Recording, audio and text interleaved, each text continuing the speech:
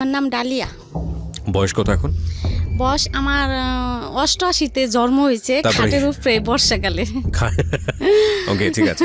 ওকে, so আপনি ওইভাবে আপনার হিসাব যাদের করার তারা করে নেবে। আচ্ছা, তো আমরা শুরু করি। আপনি একটু বলেন আপনার জন্ম জেলা কোনটা? আমার জন্ম জেলা ফরিদপুর। ফরিদপুরে। হ্যাঁ, বর্তমানে থাকছেন ঢাকাতে নাকি? থানা শিবচর, জেলা মাদারীপুর। আচ্ছা, ইন্টারটেল লাগবে না আমার। আপনি বর্তমানে থাকছেন কোথায়? বর্তমান থাকছি জায়গাটার নাম বলতে চাচ্ছেন, ঢাকাতে থাকছেন কি? হ্যাঁ, ঢাকাতেই থাকছেন।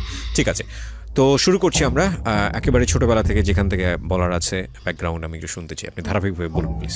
আমার জীবনে 7 বছর থেকে আমার বেশিরভাগ অনেক কিছু মনে আছে। আচ্ছা, শুনি। এখানে একটু একটা কথা বলেন এই প্রিয় শ্রোতা, ওনার কোলে ওনার একটা বাচ্চা আছেন 2 বছর 3 মাস বয়স। ওর নাম কি? হাবিব। এবং ও বুঝতেই পাচ্ছেন যে ওনাকে রেখে আসা সম্ভব হয়নি, সুতরাং কিছুটা সাউন্ড ঢুকে যেতে পারে ওখানে বাচ্চাদের, যেটা হয় আপনারা হয়তো সাউন্ড শুনতেও পাচ্ছেন ও কিছুটা দুষ্টুমি করলে। সো আপনারা একটু মাইন্ডসেটটা রাখবেন এভাবে আর কি। ঠিক আছে, বলেন। হ্যাঁ, তো আমার 7 বছর থেকে আমার মনে আছে, আমার মা বয়স হওয়ার আগেই আমার মারে বিয়ে দিছে আমার আব্বার কাছে। আচ্ছা, তা বিয়ে দেওয়ার পরে বিয়ের পরে আর কি আমার মেয়েদের যেটা হয়, বড় হয় মেয়েরা, ওইটা হয়েছে আমার আম্মার। আচ্ছা, পরে হওয়ার পরে আমার দাদি কদুর ফুল অনেক আগেকার কথা, কদুর ফুল আর কি যেন একটা মুসাই করে কাগজে বাইন্দা আমার নানির কাছে পাঠাইছে। মানে আমার মা বড় হয়েছে এই কারণে। তো আমার মা বড় হয়েছে, তারপরে আমার বড় ভাই হয়েছে, তারপরে 5 বছর পর আমি হয়েছি। পরে আমার ফুফুরা দাদিরা অনেক খুশি। আমি হওয়ার পরে আমার ভালোই খুব আদর করতো। মানে প্রথম সন্তানই আপনি ছিলেন? আমার ভাই বড়, তারপরে আমি। আচ্ছা, ওকে, হ্যাঁ। আমি হওয়ার পরে আমি মানে যখন 5-7 বছর, তখন থেকে আমি মানে খুব বিয়াদ্দপ ছিলাম। দুষ্ট ছিলেন। হ্যাঁ, আমার মার কথা শুনি নেই, বাবার কথা শুনি নেই, কারোর কথাই শুনি নেই। আমার ইচ্ছা মতোই আমি চলছি সারা জীবন।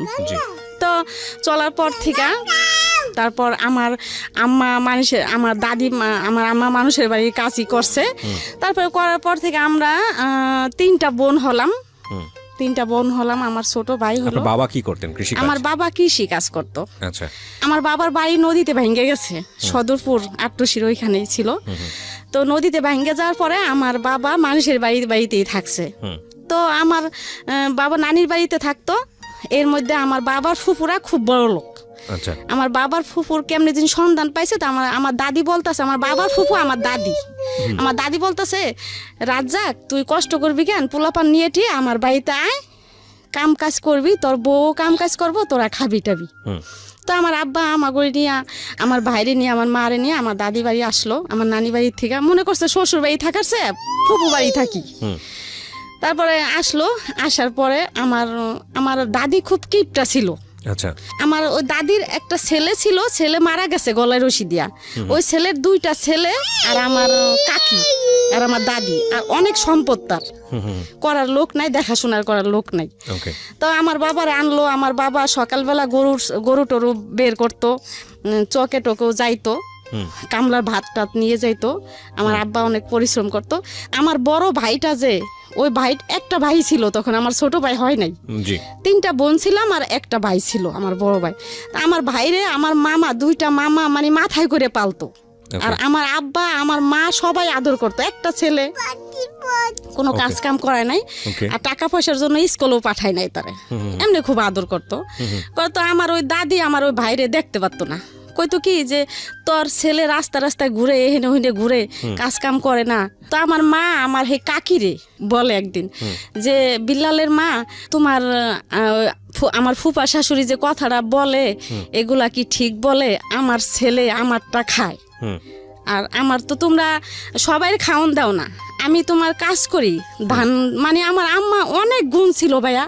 আমার মা খুব সুন্দর ছিল, আমি এসে আমার বাবার মতো কালো না, আমার আম্মা অনেক সুন্দর। আমার দাদির ঘর টর লেপতো, ধান টান মাটি কাটা। আমার আম্মা সারাদিন কাজ করতো। মানে আমার আম্মা মাটির মানুষ। সবার মার প্রশংসায় সবাই করে, কিন্তু এর ভিতরে ভালো মন্দ আছে। তো আমার আম্মা এত কাজ করার পরে আমার আম্মার খাওনটাই দিত ওই খাউনটা আম করে ভাগ করে দিত। আর আমার আব্বা যে কাজ করতো ওই টাকা দিত, ওই থেকে আমার আব্বা বাজার টাজার করতো, ওই থেকে টুকটাক আমরা চলছি। চলার পরে আমার ওই ভাইটা স্কুলে পাঠাই নাই, তারপর আমার মা স্কুলে পাঠাইতো। তো আমার ভাই এখান দিয়ে কি করছে, ওই যে মানুষের ঘরে ঘুমাইতো যে বন্ধু বান্ধব, তো ওরা পড়ালেখা করতো। আমার ভাই আর কি ওই দেখতো ক খ সরে উ সরে এগুলা দেখতো। আমার ভাইয়ের জ্ঞান বুদ্ধি আর কি খুবই ভালো, আমার বড় ভাই। ওই দেখে মানে ওই ক খ যে কানে শুনছে এগুলা আর কি খেয়াল রাখছে। মাটির উপরে লেখতো, মাটির উপরে লেখার পরে আস্তে আস্তে ওই যে বানামও শিখছে, সবই শিখছে, কিন্তু ইংলিশ এগুলা শিখে নাই। তো হঠাৎ করে আমার ওই দাদি রাগ করতো, কষ্টের অভাবের সংসার। আমার ভাই কি করলো, আমার ওই দাদির ছাগল চকের থেকে না কই আমার ভাই নিয়ে গেল, নিয়ে বেইসা ঢাকা এসে বললো।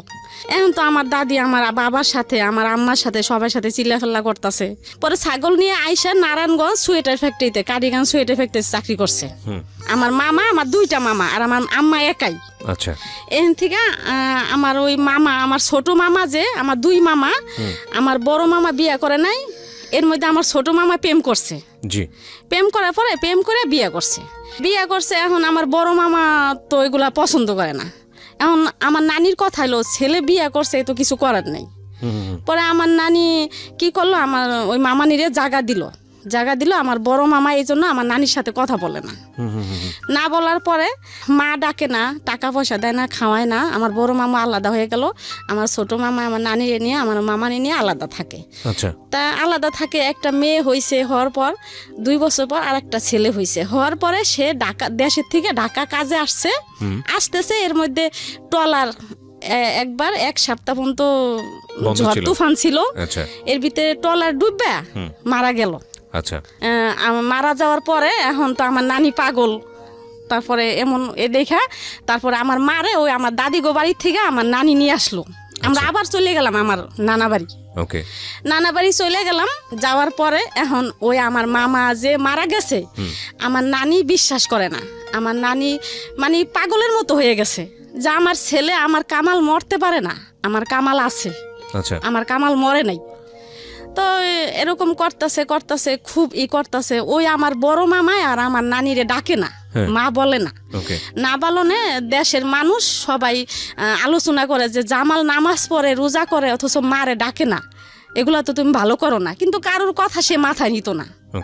নানে অনেক একদিন বিচারে বসলো, মানুষেই আমার মামারে সাজা দিব, মা কেন ডাকে না, এত কষ্ট করে পালছে। উঠানের ভিতরে আমার মামারে মাথায় কয় মন যেন বুঝা দিয়ে আমার মামারে ঘুরাইবো উঠানের ভিতরে। তো ঘুরাইবো, তো আমার নানি যখন করছে ঘুরাইবো, সাজাটা দিব, তখন আমার নানি সব চেয়ারম্যান মেম্বার সবাই হাতে পায়ে জড়াই ধরলো, হ্যাঁ আমার মামারে যেন সাজা না দেয়। ঠিক আছে, আমার মা ডাকতে হইব না, আমার টাকা পয়সা দিতে হইব না, আমার ছেলেরা সাজা দিবেন না আপনারা। মানুষের কথা মতো আমার মামা, বড় মামা এখন আস্তে আস্তে ঠিক হইলো। তারপর গাছে তাবিজ রেখে আমার নানিরে বাসায় রাখলো, বাড়িতে রাখলো। তো আমরা ওই বাড়িতেই থাকলাম। বাড়িতে থাকার পরে এখন আমি তো একটু বড় হয়েছি, 10-11 বছর হয়েছে। এখন আমার ভাই ঢাকা থাকে। এখন আমার ভাই গেলেই আমার নানি সবাই বিচার দেয় আমার ভাইয়ের কাছে, যে তোর বোন এরকম ওইরকম মাইসের গাছে উঠে, অমুকের গাছে যায়, অমুকের গাছে যায়, অমুকের বাড়িতে যায়, অমুকের বাড়িতে চাকা ফিকে, ইটের চাকা ফিতে অমুকের ভাতের মধ্যে পড়ে। তো এই কথা বললো। আমার ভাই কি করলো, আমার ঢাকা নিয়ে আসলো। বা আমি মানুষের বাসায় খাই, বাসা থাকি, আমার বোনের নিয়ে আমি ঢাকা ভাড়া থাকুম। ঢাকা নিয়ে আসলো। তো আমি আসলাম। ঢাকা আসার পরে আমার ভাইয়ের সাথে চাকরি করতো একটা ছেলে কামাল। তারপরে ও আমারে দেখা পছন্দ করলো। কত বছর বয়সে ঢাকায় আসলো? হ্যাঁ, কত বছর? তখন 11 বছর। 11 বছর বয়স। আপনি তো ওই সময় লেখাপড়াও হয় নাই আপনার? না। আচ্ছা, আমি 5 এ পড়ালেখা করছি কোন রকম। ওকে, তারপরে আমার ভাই কি করলো, আমার ওই কামাল তখন মনে হয় তার বয়স 22, 23, 25 হবে, আর আমার বয়স তখন 11। তো এরকম করতে করতে 1 বছর গেল। পরে 1 বছরের মধ্যে আমার ভাই তার সাথে বিয়ে দিয়ে দিল। আচ্ছা, পরে আমি আমাদের বাড়িতে গেলাম। তারপরে আমগো ওইখান থেকে আমারে বরিশাল নিয়ে গেল। ওকে, আমার ছোট বোন, আমি আর আমার মামা শ্বশুর, আমার চাচতো ভাসুর আর ওই কামাল আমার হাজবেন্ড। বরিশাল গেলাম। বরিশাল যাইতে লঞ্চ পাইনি, ছোট বরিশাল থেকে আবার লঞ্চে যাইতে হয় ওদের বাড়িতে। পরে লঞ্চ পাই নেই। পরে ওইখানে থাকলাম রাত্রে, সকালবেলা লঞ্চ পামো। এখন পুলিশে ধরলো সবাইরে। আচ্ছা সবাই পুলিশে ধরলো, আমি ছোট, আমার কোথার থেকে যেন নিয়ে গেছে তারা। এই জন্য হ্যাঁ করে সবাই পুলিশে ধরলো, ওই কামালরে পুলিশে ধরলো। ধরার পরে অনেক হইলো, গ্যাঞ্জাম হইলো। হওয়ার পরে আমার ছোট বোনের কাছে নিয়ে আলাদা হয়ে গেল, জিজ্ঞেস করলো যে কি ব্যাপার, তুমি করে কই থেকে আনছে, কি আশায় বিষয়। পরে আমার ছোট বোন করলো, না আমার বোনেরে বিয়ে দিছে, আমরা বিয়ে দিছি, এই জন্য তারা আনছে। তো কি করলো, তারা ছাইরা দিল, আমার দেশে নিয়ে গেল। দেশে নেওয়ার পরে আমি অনেক দিন থাকলাম দেশে। তারপরে আমার বড় ছেলে পেটে আসলো, 13 বছর তখন। আমার বড় ছেলে পেটে আসলো, পেটে আসার পরে আমার আবার ঢাকা নিয়ে আসলো আমার হাজবেন্ড কামাল। আচ্ছা পরে আমগো বাড়িতে নিয়ে গেল, নিয়ে যে আমার বড় ছেলে হইলো। হওয়ার পরে কি করলো, ওই কামাল সুয়েটা ফ্যাক্টরিতে চাকরি করতেই থাকলো। এর ভিতরে আমার বড় ছেলে হওয়ার 40 দিন পর আবার আমার মেজো ছেলে পেটে আসলো ভাইয়া। আচ্ছা তখন মানে আমার এরকম বুদ্ধি ছিল না, আর আমার ওই স্বামী বলে নাই এই বা এই, আমার কিছু বলে নাই। প্ল্যানিং বলতে যেটা বোঝায় আর কি। হ্যাঁ, আমি কিছু বলে নাই। আমি 40 দিন পর আবার আমার মেজো ছেলে পেটে আসলো। মেজো ছেলে পেটে আসলো, এখন তো আমার অবস্থা খারাপ। আপনার বয়স তখন কত? 14 বছর। 14 বছর বয়স, একটা বাচ্চা আছে অলরেডি? 14 বছর হয় নাই। আচ্ছা। পরে আমারে কি করলো, আবার বরিশাল নিয়ে গেল। নিয়ে গেল মধ্যে আমার মেজো ছেলে হইলো। এর মধ্যে আমার ভাসুরের আবার বিয়ে করাই নাই। আমার ভাসুরের বিয়ে করাইছে, বউ সুন্দরী, আবার টাকা পয়সাও আনছে। আর ও কামাল, আমার হাজবেন্ডের নাম কামাল। ও তো বিয়ে করছে, টাকা পয়সাও নেয় নাই, আবার বউ সুন্দর না। এই আবারও মানে আলোচনা শুরু করলো বাড়ির ভিতরে, মানে আপনাকে নিয়ে আলোচনা হলো। হ্যাঁ, আমার শ্বশুর শাশুড়ি সবাই এই আলোচনা করলো। এর মধ্যে আর কি এখন মানে সংসারে অশান্তি ফিরা। আমার এই যে আমারে বাচ্চারে ভাত বাইরে খাইতে দেয় না, আমার খুব মানে কষ্ট। আমি ছোট মানুষ, আমার মানে চারিদিক দিয়ে মানে এখন আমার খুবই অত্যাচার। আমি কাপড় তুপুর নদীতে ধুইতে আইতাম, ওই ছুতা দিয়ে আমি ঢাকা এসে পড়তাম। আচ্ছা। একা লঞ্চে আইসে পড়তাম। আবার আমার ভাই দিয়ে আসতো, আবার আমি আইসে পড়তাম। আচ্ছা। ওই যে আমার কেউ ভালোবাসে না বাড়ির, আবার আইসে পড়তাম। ওকে। যে বাসা ছিল পলাইয়া চিটাগাং চলে গেছে। আচ্ছা। আমার রাইখা চিটাগাং আমার ভাসুর থাকে, ওইখানে চলে গেছে। ওই ভাসুরের কাছে গেল। এখন আমার উপায় কি? আমার মা বাপ, আমার ভাই, এখন আমারে কেউ আমার এই করতেছে না। আমার মা বলতেছে সজীব সাগরে ও দাদা দাদির কাছে রেখে আসতে, মানে আপনার 2 ছেলেকে। হ্যাঁ। আচ্ছা। এখন আমি বলতাছি না, আমার সজীব সাগরে আমি রাইখে আসুম না, আমি মরলে আমার সজীব সাগরে নিয়েই মরমু। পরে আমার মা বাবা আমার রাখবো না রাখনে আমি আসলাম ঢাকা আসা দেখলাম কি আমার ঘরে তালা মারা দেখে এখন আমি কই যাই, আমার ভাই নতুন বিয়ে করছে বাসায়, ওই বাসায় গেছি সজীব সাগরে নিয়া। পরে ওই বাসায় গেছি মতো, আমার ভাবি নতুন বিয়ে করছে আমার ভাই, তখন 1 বছর হয়েছে। আমার ভাই কি করলো, ওই ব্যাগ টক শুদ্ধ আমার রাস্তায় নামাই দিল, যে আমি কিছু জানি না। বিয়ে কিন্তু তারাই দিছে, কয় আমি কিছু জানি না। এখন আমি কি করি? পরে ওই কামাল যে সুয়েটার ফ্যাক্টরিতে চাকরি করতো, তার বন্ধু বান্ধব মেসে থাকতো, ওই মেসে আমি মনির ভাই ওদের বাড়িতে বাসায় গেলাম। আচ্ছা। যাই বললাম যে ভাই এরকম আপনার কামাল ভাই তো গেছে গা, এখন দেখেন অগো দুজনটা আমি কই যাবো, ভাই তো এরকম আমার বাসা থেকে বের করে দিছে, আমি কি করবো এখন? পরে ওরা আমার সন্ধ্যায় গেছে ওই দিন, আর কি করলো, আমার করলো আসেন ভাবি আমার বাসায় আসেন। পরে আমার নিয়ে গেল, তারা 4-5 জন মেসে থাকে, তারা 1 রুমে ঘুমাইলো, 2 রুমের মানুষ 1 রুমে ঘুমাইলো, আর আমার 1 রুমে ঘুমাইতে দিল। আচ্ছা। তারপরের দিন আমার লঞ্চে উঠাই দিল, আমি আবার বরিশাল গেলাম, স্বামী নাই, আর এমনি তো তারা এরকম করে। বললো আমার আর কেউ জায়গা দিল না দেও না, আমি বরিশাল থেকে আবার ঢাকা আসলাম। এই সজীব সাগরে নিয়া ছোট 2জন, কেউ সুন্দর মতো হাঁটতে পারে না তখন।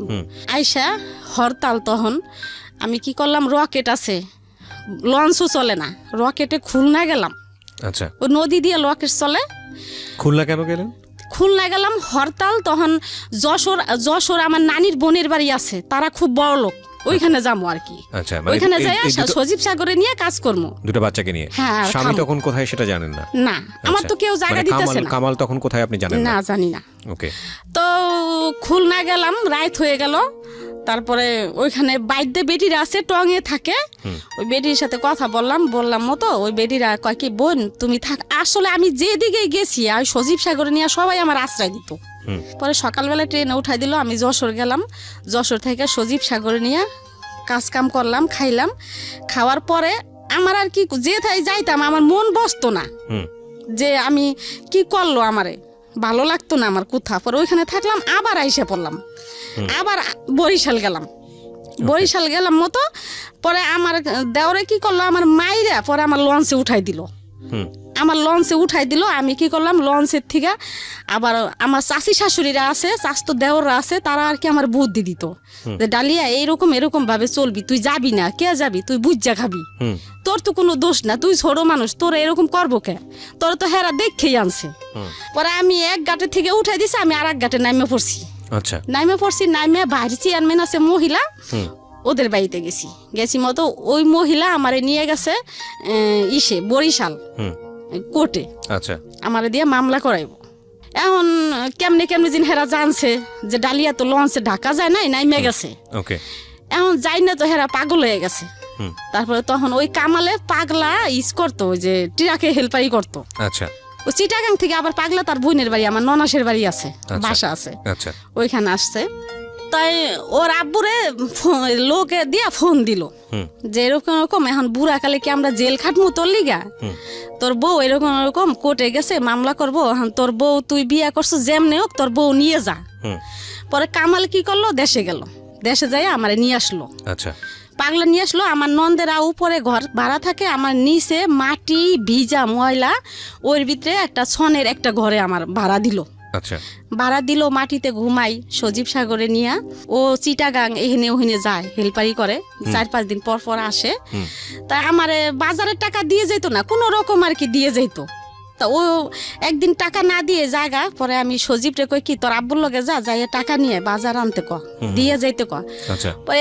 এ কইলাম দেখা আমার ঘরের ভিতরে নিয়ে ভাইয়া আমার অনেক মারলো। তখন আমার সাহায্য ছেলেটা পেটে আমার অনেক মারলো, মাইরে আমি আমি আমি বেহুশ হয়ে গেলাম। ওই পর্যন্তই আমি জানি। তারপরে যখন আমি হুশ হইলাম, তখন পাশের ঘরে ছনির মা ছিল। ছনির মারে বললাম কি যে ভাবি আমি নিচে শোয়াকে, কি তোরে যে মাইরে টেরে গেল তুই জানোস না। পরে এই ওইলাম সজাগ হইলাম। হওয়ার পরে আবার সন্ধ্যার সময় দেখি কি এই কামালে আমার জন্য ওষুধ পাঠাইছে। ওই সজল ছেলে আমার, সজীব সাগরের পর সজল পেটে আসছে, ওই সজলরে নষ্ট করার জন্য ওষুধ পাঠাইছে, 2টা সিরাপ পাঠাইছে। না, দুলাল একটা নাম, একটা লোকের নাম দুলাল, ওই দুলালের কাছে। আচ্ছা, পরে পাঠাইছে। এখন আমি অনেক খুশি হয়েছি ভাইয়া ওষুধ 2টা দেখা। আমি মনে করছি আমার মারছে, এই জন্য বুঝে আমার ওষুধ 2টা কিনে দিছে। খুশি হয়েছি। এখন একজনের কাছে নিয়ে গেছি, কয় কি ভাবি এগুলা তো ওই যে বাচ্চা নষ্ট করার ওষুধ। পরে তারপর আমি খাইছি ভাইয়া, কি লিগা খাইছি যে আমার বাচ্চা তো দরকার নাই। আচ্ছা, এত কষ্ট আমি কেন বাচ্চা নিব, আর আমি কেমন যেন ছিলাম ভাই, আমি বুঝিই নাই এগুলা। আচ্ছা, ঠিক আছে, আমার ওই সজলটা আমি ওষুধ খাইছি, তারপরও আমার সজলটা নষ্ট হয় নাই। না হওয়ার পরে এমনি আস্তে আস্তে আস্তে আস্তে আমার সজলটা কি করলো হইলো। তখন ওর আব্বু আর কি আস্তে আস্তে একটু ভালো হইতাছে। এখন আর কি ওই ট্রাকে যায় না, ডিউটিতে যায় না, এখন আর কি রিক্সা নিছে। পাগলার থেকে যাত্রাবাড়ি আসতো রিক্সা চালাইতে। তা ওই দুলাল ভাই ওরা সবাই রিক্সা চালাইতে আসছে। পরে একদিন ওই রিক্সা কি করছে, এক লোকের রিক্সায় উঠছে চোর। লোকটা বলতাছে কি ভাই আপনি যে আমার একটা তার কিনে এনে দিবেন, রশি। আচ্ছা, ঠিক আছে। তো সামহাও রিক্সাটা কি চুরি করছে? হ্যাঁ হ্যাঁ। আচ্ছা, তা রিক্সা যে লোকের রিক্সা চালাইতো ওই লোকের প্রতিদিন আর কি এত টাকা করে দিতে হইব, এই আর কি করছে। তা এখন রিক্সা ছাড়ে তো সে যাইতে পারে না অন্য কাজে, এখন রিক্সায় চালাইতে হইব। কি করলো, আমার পাগলার থেকে ওই আবার যাত্রাবাড়ি আমার বাসায় নিয়ে আসলো, মিরাজিবাগ, ওইখানে বাসা নিল। তা বাসা নিল, এরকম করতে করতে করতে করতে আমার আবার বাচ্চা পেটে রইলো। আচ্ছা, বাচ্চা পেটে রইলো, জমজ 2 বাচ্চা। আচ্ছা, ছেলে পেটে আসলো। যখন পেটে থাকলো তখন থেকে আমার হাত পাও খুব জ্বালা পোড়া করতো। 2টা বাচ্চা পেটে, এখন অনেক কষ্ট হয়েছে আমার। ওই বাচ্চা 2টা সিজারে হইলো, 2টা বাচ্চা হয়েছে 2.5 কেজি। এই বাচ্চা 2টা আমি অনেক কষ্ট করে বাইয়ে পালছি। পালার পরে ওই বাচ্চা 2টা বড় হইলো। তারপরে আস্তে আস্তে আর কি একটু কামাল একটু ভালোর দিকে আইতাছে। 3 বাচ্চা তখন আপনার? 5টা, সজীব সাগর সজল আর সাজ্জাদ শাহাদাতে জমজ। 3টা বাচ্চা হওয়ার পরে আরো 2টো হচ্ছে টুইন। হ্যাঁ হ্যাঁ। এই যে ছেলেটাকে নিয়ে আসছেন তার সাথে আরেকজন আছে? হ্যাঁ, এর আগে। এরও আগে আর 2টা ওই ঘরে আর কি, ওই ঘরে 5 জন। ওকে, 5 জন। হ্যাঁ, তারপর 5 জন হইলো। হওয়ার পরে আপনি তখন বয়স কত সব মিলায়? আমার বয়স মনে হয় তখন 21-22। 21-22 বছরের একটা মানুষ, তার 5টা ছেলে, 5টাই তো ছেলে, 5টাই ছেলে, এবং তার জামাই হচ্ছে রিক্সা চালক। তো সব মিলিয়ে একটা সংসার কতটা স্ট্রাগল হয় এটা বুঝে নেওয়ার বিষয় আছে। হ্যাঁ বলেন। তারপর এই কামাল কি করতো, 5টা সন্তান যেহেতু, আমার তো কাজ করতে হবে নাকি, তো সে কাজ না করে কি করতো ভাইয়া, সকালে বসতো জুয়া খেলতে, আর রাত্রে হয়তো কারোর কাছ থেকে 1 কেজি চাল বা ডাল, ডিম এগুলা নিয়ে আসতো। এগুলো আনতো, তারপর আমি রান্না করে খাওয়াইতাম। মানে আমার স্বামীর আমি ভালোবাসতাম, সেও আমারে ভালোবাসতো। সে আমার যত যাই করছে, আমি কিন্তু তারে ছাইরা যাইনি। তো যাই হোক, সাজ্জা শাহাদাতের যখন 3 বছর বয়স, তখন আমি বলতাছি কি যে আমি বিদেশ যামুগা, আমার ভালো লাগে না এত কষ্ট। মানে তখন আস্তে আস্তে লাগে যে আমি বড় হইতাছি ভাইয়া। তখন আমি কই আমি বিদেশ যামুগা, কামালরে বললাম আমি থাকুম না বাংলাদেশে, আমি বিদেশ যাই টাকা পয়সা কামাই করুম, আমিও ভালো থাকুম, আমার সন্তানেরাও ভালো থাকবো। তো ভাইয়া আমি কি করলাম, বিদেশ গেলাম গা, লেবানন। যেদিনকে গেলাম ভালোই গেলাম, 5 বাইরে ঘুমলয় থুয়ে গেলাম। যাওয়ার সময় অনেক কান্নাকাটি করছি। লেবানন চলে গেলেন এই ছেলে মেয়েগুলো সবগুলোকে রেখে? কোথায় রাখলেন? কামালের কাছেই রাখা। পরে লেবানন কি আসলে খুব প্রয়োজন ছিল? প্রয়োজন ছিল না, কিন্তু ওই যে কামালে খাওয়াই নাই, কাপড় চোপড় দেয় নাই, জুয়া টুয়া খেলতো, বাচ্চা কাচ্চা নিয়ে আমার খুব কষ্ট হতো। ওই কামালের কাছে আপনি যখন রেখে গেলেন, আপনার বড় বাচ্চাটার বয়স কত? বয়স মনে হয় তখন 6 বছর। আর ছোটটার? ছোট 6 বছর, 3 বছর, 4 বছর এরকমই। হ্যাঁ, তো বাচ্চা গো রাইখা চলে গেলাম। যাওয়ার পরে কি করলাম, যেদিন গেলাম গেছি ভালোই ভাইয়া, কিন্তু যাওয়ার পরে আমার চোখে ভাসে আমার বাচ্চা গো। যে আপনি লেবাননে নামার পরে কি করেছেন ওখানে, আমাকে বিস্তারিত বলুন। লেবানন প্লেন থেকে যখন নামলাম, কত টাকা লেগেছে আপনার লেবাননে? লেবানন গেছি, টাকা লাগে নাই আমার। কোনো টাকা লাগেনি? টাকা ছাড়াই নিয়ে গেছে? পাসপোর্ট করতে খালি টাকা লাগছিল। কাজ কি ছিল ওখানে? কি বাসায় কাজ করতে হবে? হ্যাঁ, বাসায় কাজ করছি। আচ্ছা, তারপর? তো ওইখানে প্লেন থেকে নামলাম। নামার পরে আমার ওই সাহেব আসলো একটা ছেলে নিয়ে, তারই ছেলে নিয়ে আসলো, আনলো মতো আমার প্রাইভেট কাটে গাড়িতে উঠাইয়া আমার বাসায় নিয়ে গেল। বাসায় নেওয়ার পরে দেখি কি 8-10টা বাচ্চা কাচ্চা ভাইয়া, একদম ওই ইন্দোরের বাচ্চার মতো ছোট ছোট ছোট ছোট। কি করলাম, আমার ওই বাসায় গেলাম মতো ম্যাডামে কি করলো, আমার গোসলখানায় নিয়ে গেল। আমি এমনি পরিষ্কার গোসলখানায় নিয়ে যাই, আমার কি করলো, কি একটা মেডিসিন দিয়ে আমার গোসল করাইলো, যাতে মাথায় উকুন না থাকে। আচ্ছা, ওই প্রথম দিনই? হ্যাঁ, ওই দিনে ওই দেশের মানুষ উকুন পছন্দ করে না। আমার গোসল টোসল করাইলো, আমার গোসল টোসল করাই আমার বসতে দিল। বসার পরে লাগে যিনি আমার বাংলাদেশের কথা মনে পড়লো, আমার ছেলে মেয়ের কথা আমার মনে পড়লো। আমার মনে হইতেছে যে আমি এখনই যাইগা, আমার আর ভালো লাগতেছে না। আমার যদি 6 মাসের রাস্তা হইতো ভাই, আমি পলাই আইসে পড়তাম, কিন্তু হাঁটার রাস্তা তো না, আসার মতো কোনো। যাওয়ার পর আপনার খুব খারাপ লাগছে? যাওয়ার পর আমার চোখে ভাসতেছে যে সজীব সাগর, ওরা ওগো চেহারা, ওরা আমার জন্য কানবো, সাজ্জা সাহায্যে ঘুমলয় থুয়ে এলাম, এখন ওরা কেরে মা ডাকবো। এখানে একটা বিষয় একটু ইন্টারাপ্ট করছি প্রিয় শ্রোতা, যারা শুনছেন সিক্রেটস তাদের সবাইকে বলছি, আমরা সবসময় বলে থাকি জীবন গল্প এবং সিক্রেটস অনুষ্ঠানটি সব শ্রেণীর মানুষের জন্য। আজকে যেই ভদ্রমহিলার জীবনের সিক্রেটস এখানে রিভিল হচ্ছে, একেবারেই আমাদের প্রান্তিক পর্যায়ের একজন মানুষ, এবং সবচাইতে যদি আমি নাম্বার দিয়ে যদি কাউন্ট করি, তাহলে আমি বলবো যে সবচাইতে সংখ্যাগরিষ্ঠ মানুষদের মধ্যে তারা। এবং এদের যে জীবন বোধ বা এদের যে জীবন আচরণ, অর্থনীতির সাথে যে ফাইট বা এদের জীবনের যে সংগ্রাম, সেখানেও কখনো কখনো ভুল হয়ে যায়। এই ভুলগুলো থেকেও আমাদের শেখার আছে। আমি চাইবো আপনারা শেষ পর্যন্ত মনোযোগ দিয়ে শুনবেন। এটা শুধুই একজন কিশোরীর জীবন যুদ্ধের গল্প না, এটা একজন কিশোরীর ভুল করার গল্প, অপরাধের গল্প, এবং সে সবশেষে নিজেকে রিয়ালাইজ করার গল্প।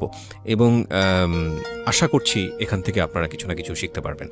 জি, তো লেবাননে যাওয়ার পরে আপনার মনে হচ্ছিল যে ছেলেদেরকে আপনি খুব মিস করছেন? তখন আমি মনে হইতাছে যে আমি যদি হাঁটার জায়গা হইতো তাহলেও আমি রওনা দিতাম। 6 মাস যদি লাগতো হাঁটতে, তো আমি 6 মাস ধরে পরে যদি আমার ছেলে মেয়ে দেখতে পারতাম হাঁটতে হাঁটতে যাইয়া, তারপর আমি হাঁটা শুরু করতাম। আচ্ছা, তো কি করলাম, ওইখান থেকে তো আর আসা যাবে না।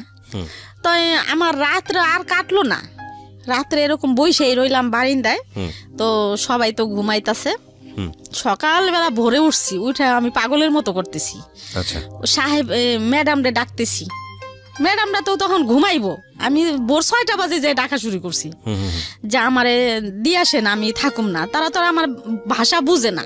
আচ্ছা, আমারে ডাল, চাল, আলু, ডিম, আমি যা যা পছন্দ বাংলাদেশের মেয়েরা খায়, ওই দালালে বলে দিছে যে এগুলো আইনে দিবেন, তাহলে থাকবো, মেয়ে খাইবো। বিদেশ মানুষে খারাপ বলে, আসলে কিন্তু ভালো খারাপ সবই আছে, সব জায়গাতেই আছে। হ্যাঁ, ভালো খারাপ নিজের ভিতরে। আপনি একটু আমাকে বলেন তো, যেই বাড়িতে আপনাকে রাখা হলো ওই বাড়ির মুনি বা বাড়ির লোকজন কতজন, কি করতো ওরা, একটু আইডিয়া দেন তো আমাকে। ওই বাড়ির যে মালিক হ্যাঁ, পুরুষ, সে 5 ওয়াক্ত নামাজ পড়তো। আচ্ছা, না সেটা খুবই ঠিক আছে, ভদ্র। খুবই ভদ্র, কিন্তু ওখানে মহিলা আর কেউ না, আর ছেলে বাচ্চা মেয়ে কেউ কাচ্চা। ছিল নাই? না, ছোট ছোট ছেলে মেয়েরা। কয়জন ছিল? প্রায় 7-8 জন। আচ্ছা, বাড়ির সম্পর্কে যদি একটু বলেন, কত বড় বাড়ির বাড়ি? সম্পর্ক খুব বড়, মানে 8-10টা রুম। আচ্ছা, আর গোসলখানা অনেক বড়, 2-3টা গোসলখানাই খুব বড় বড়। আপনার মতোই একজন ছিল ওখানে, আর নাকি আরো আমি বাংলাদেশ? একাই। আপনি একাই হ্যাঁ, ছিলেন? আমার একাই নিছি। আপনার সব কাজ করতে হতো ওখানে? হ্যাঁ, হ্যাঁ। রান্না বান্নাও করতে আমি হতো? তো কাজ করিই নেই ভাইয়া। কয়দিন আমি ছিলেন যেমন ওখানে? আজকে রাত্রে গেছি, হ্যাঁ। সকালবেলায় আমি বলতাছি আমি থাকুম না, আমি যামুগা বাংলাদেশে, আমি থাকুম না। পরে ম্যাডামরা ডাকতাছি, ম্যাডাম কয় তুই চুপ থাক পরে। কি করলো, আমার এরকম ভাবে আমি বারিন্দায় বসে দেখতাছি কোন জায়গা দিয়ে নামা যায়। মানে আপনি ঘর থেকে নেমে বের হয়ে হ্যাঁ, যাবেন? 3 তলায়। আচ্ছা, কোন জায়গা দিয়ে নামার, মানে আমি নামার চেষ্টা করতেছি, মানে কোন হান দিয়ে পাইপ বাইয়ে নামমু, বা কোনো জায়গা দিয়ে ছেঁচড়াইতে নামমু, কোনো বারিন্দা দিয়ে, মানে এরকম মানে করতেছি, চিন্তা ভাবনা করতেছি। আমার আর ভালো লাগতেছে না, আমি আইসে বড় ওগুলা করতো। পরে আমার ওইখানে নিয়ে গেল, রক্ত নিল, ওখানে বড় বড় উঁচা সাহেবেরা ভাইয়া। জি। আমি কানতেছি দেখা আমারে মানে মারতে যাইতাছে, যাইছস কে তুলে বিদেশে, হ্যাঁ গো কথা হয়েছে এইটা, আচ্ছা, এত টাকা দিয়ে তোরা এত করে আনছি, আইসস কে, মানে ঠিকই তো বলতাছে। আমারে মানে খুব হুমকি ধুমকি দিতেছে। তারপরে এগুলো বললো পর মতো আমার আবার বাসায় নিয়ে গেল ওই সাহেবে বাসায় নিয়ে যাওয়ার পরে এখন আমার আর ভালো লাগে না। এখন বিকেল হয়েছে, 3-4 বাজে। এখন ম্যাডাম কি করতেছে, নামাজ পড়তেছে, আর সাহেবে মনে হয় কোথায় গেছে, আচ্ছা, তার ছেলে নিচে সাইকেল চালাইতে নামছে। ওকে। এখন আমার কথা হলো কি, আমি বালতিতে পানি নিছি, বালতিতে পানি নিয়ে তেনা নিছি, বড় একটা তেনা নিছি, যে ঘর পুষতে পুষতে গেটের সামনে যাবো। ওকে। আর দরজাগুলা ধাক্কা দিলে কর কর করে উঠে ভাইয়া, আচ্ছা, দামি বড় বড় দরজা। তাই এরকম করবো, যদি তারা দেখে ফেলে যে আমি বেরোইতেছি, তাহলে কমো যে না আমি তো বুঝি নাই, আমি ঘর মুছতেছি। আর যদি না দেখে তাই তো আমি পলাম। আমি কি করলাম, দেখে নাই, না দেখেন আমি লিফট দিয়ে নামি নেই, সিঁড়ি দিয়া এমন দৌড় দিছি ভাইয়া, জুতাও রাখিনি পাই।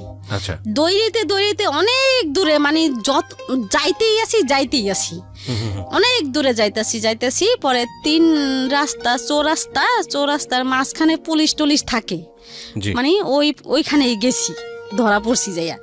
পরে ওর কাছে বললাম, পরে তারা তো আমার ভাষা বুঝে না, তো বাংলাদেশি মেয়ে আছে ওইখানে, বাংলাদেশি মেয়ে কাজ করে যাইতেছে, পলাইনে মেয়েরাই কাজ করে যাইতেছে, ওই মেয়েরে ডাকছে ওই পুলিশে, কয় এদিকায়। পরে গেল, কয় কি শুনতো এই মেয়েটা কি কথা কি বলতেছে।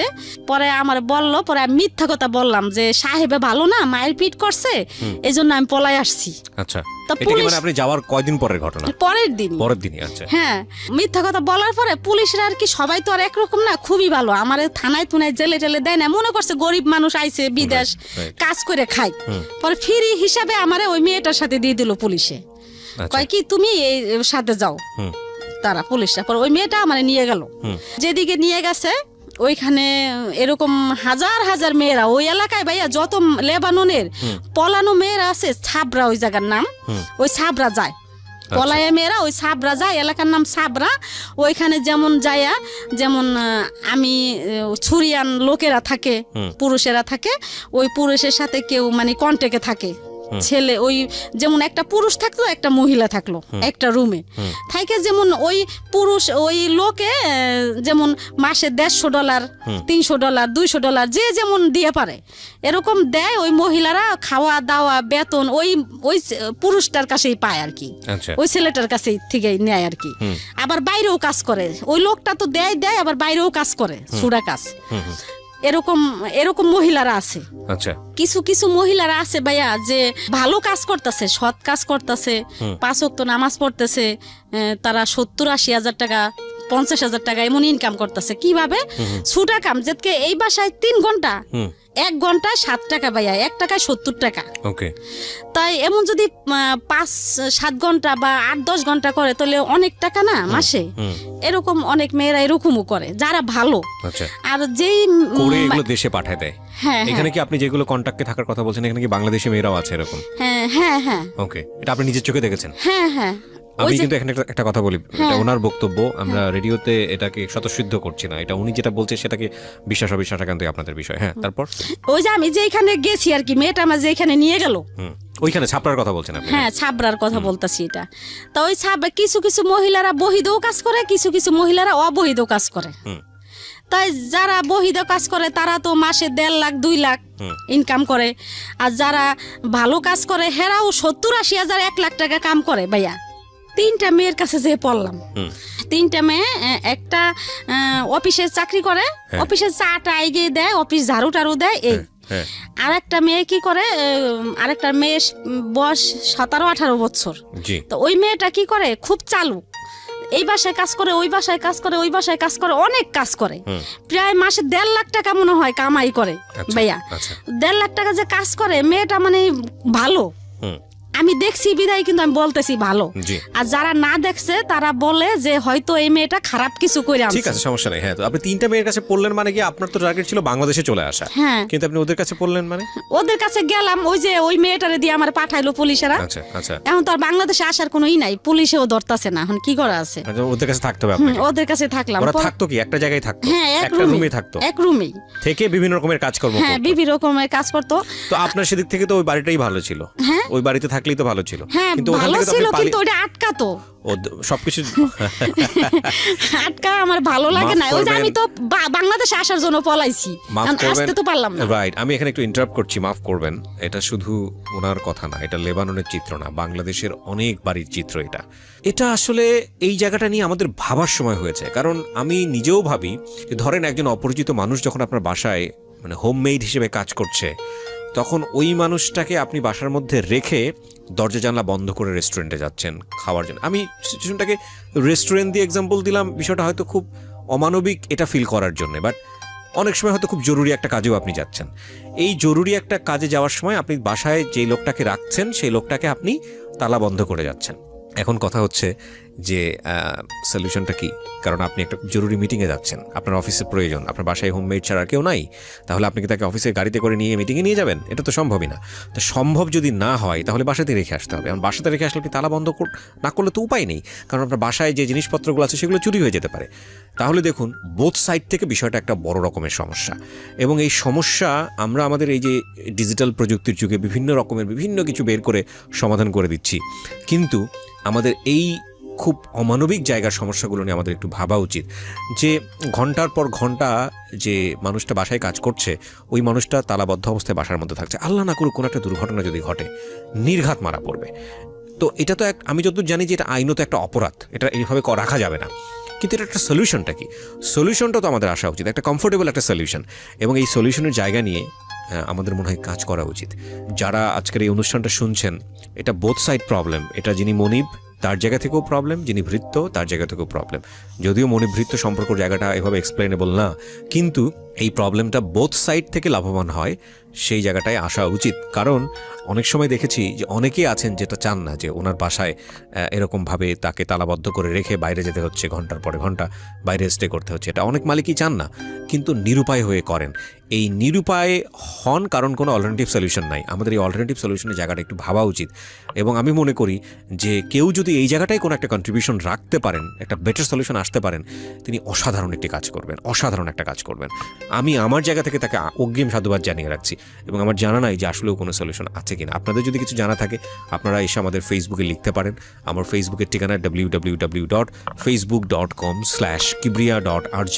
আমি আবারও বলছি www.facebook.com/KEBRIA.RJ। পেজটি RJ কিবরিয়া নামে আছে, ওখানে লাইক দেওয়ার পরে আপনি আমাকে ইনবক্স করতে পারেন। If it is proper solution then আমি নিজে আপনার সঙ্গে কাজ করব। ওকে, ঠিক আছে, তো তিনটা মহিলার সঙ্গে আপনি থাকেন। তো 3টা মহিলার সাথে আমি থাকলাম। তো এরকম ওই মেয়েটা এরকম ভালো টাকা ইনকাম করে, তারা 6টা বোন মেয়েটারা বাংলাদেশে মানিকগঞ্জ।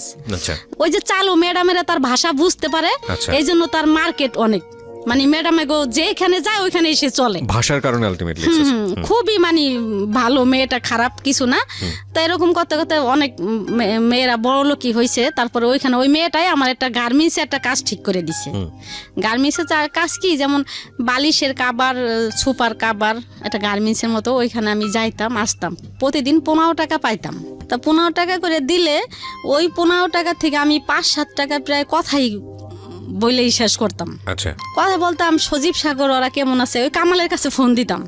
ওই যতক্ষণ আমি কাজে থাকতাম এতক্ষণই ওই কাজে থেকে আইসেই ওই ফ্যাক্সে ঢুকতাম। আচ্ছা। ফ্যাক্সে যে কানতাম, এত কানতাম ভাইয়া, ওই লোকের আমার বলতো উপরে যাইতে লিগা, ছাদের উপরে যে কথা বলতে কইতো, মানে ওই বাড়িতে কথা ফোন করে কানতেন? হ্যাঁ, ওই কার যে সঙ্গে কথা বলতেন? কথা বললে কানতাম, ওই কামালের কাছে বাচ্চা জন্য কানতাম, বোনের কাছে ফোন দিতাম। বাচ্চারা ছিল ওই সময় কার কাছে? ওই কামালের কাছেই ছিল। তো কিভাবে বাচ্চাদের কাছে, ছেলে মানুষ রান্না বান্না করে থুইয়া সে কোথাও যাইতো টাইতো। আর ওরা কি সারাদিন বাড়ির হ্যাঁ, মধ্যে? ওরাই খাওয়া দাওয়া করতো। ও মাই গড। তো ঢাকাতে থাকতো তখন ওরা?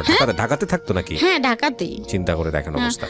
তো তারপর কি করতাম, এরকম ফোন করতাম, অনেক ফোন করতাম, করতে করতে তো একদিন কামালে ফোন দিছি, তখন আমার বিদেশ যাওয়ার 1 মাস বয়স। যে বলতেছি কি, আপনি কই? কয় আমি ফরিদপুর যাইতেছি। আমি কই কে?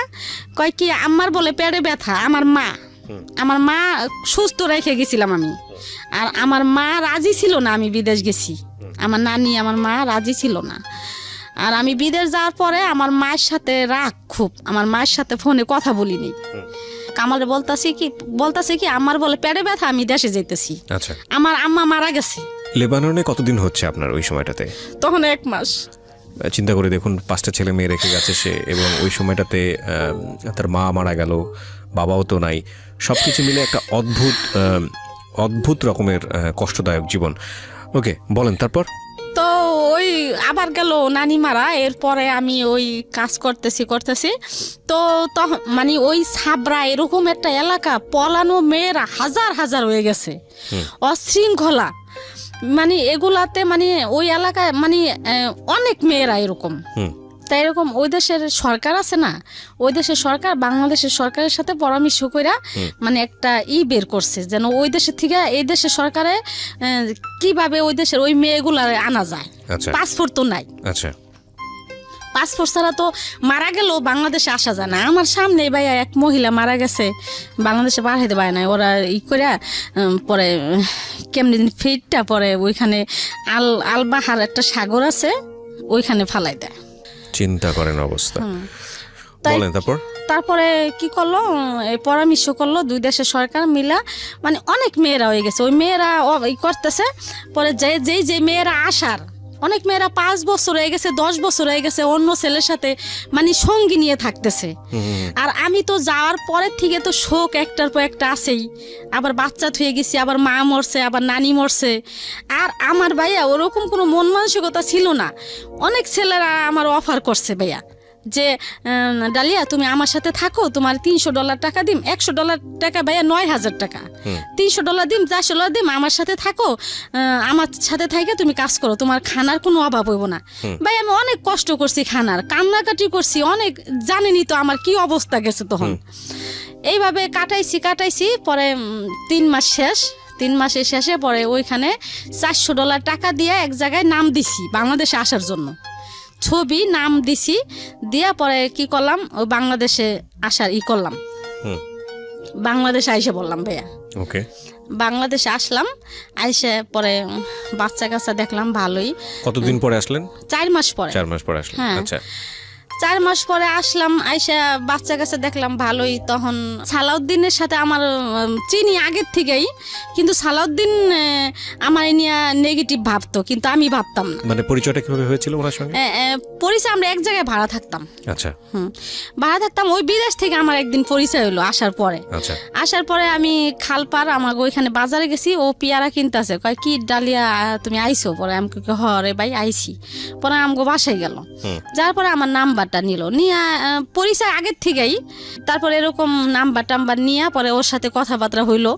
কামাল ওই সময় এরকমই, মানে ওই যে আমি বিদেশ তাইছি, কাম কাজও করে না। ওই কামাল কাজে গেছে নাকি, সকালবেলা আমি বের হইতাম, কই গেল খুঁজতে যাইতাম যে দেখি কাজে গেছিনি, যাই দেখতাম জুয়া খেলে। এরকম অনেক, মানে এই কামালে পাগলামি করতেছে ভাইয়া, থামে না। না থামনে পরে একবার করলাম, 3,000 টাকা নিয়ে কাজে গেছে, রিক্সা তখন ভ্যান চালায়। 3,000 টাকা নিয়ে কাজে গেছে। এখন রাত্রে আইসে, কয় ডালিয়া আমার কাছ থেকে না 3,000 টাকা আলু বাজার সদরঘাট ওইখান থেকে নিয়ে গেছে ছিনতাইকাররা। তা আমি মনে মনে পরে চিন্তা করলাম যে 3,000 টাকা নিছে, ভ্যান নেয় নাই, টাকা নিলে তো ভ্যানও নিয়ে যাইব, তা নেয় নাই তো সে মনে হয় জুয়াই খেলছে। ঠিকই ভাইয়া, জুয়া খেলে হারছে। আচ্ছা তাই যাই হোক, রাত্রে খুব জর্গা করতাম ওর সাথে আমি, জুয়া নিয়ে। তারপরের দিন সকালে আবার এই জুয়া খেলতে বসে যাইয়া, জুয়া খেলতে বইয়া জিতে আইছে।